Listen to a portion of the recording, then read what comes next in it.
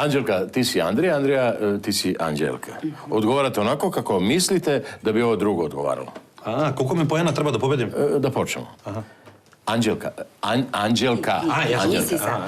Da li si srećna? Da li sam srećna? Da. Da. U stvari ne.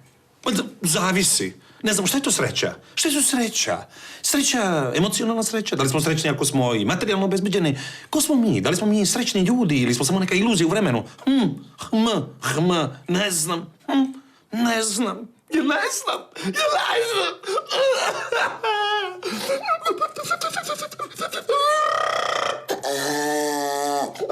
Izvinite. Izvinite, šta ti je? Šta reš?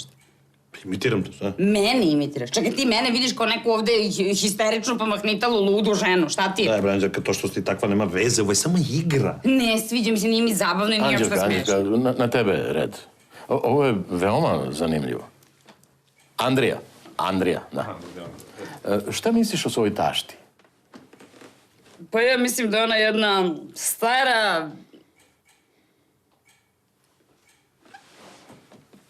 Ona je jedna žena koju ja duboko cenim i poštujem i to će tako biti zauvek i ona je meni strašno draga i ja nju mnogo volim. Da mu to lažeš, bre, nikad tako ne bi rekao, bre.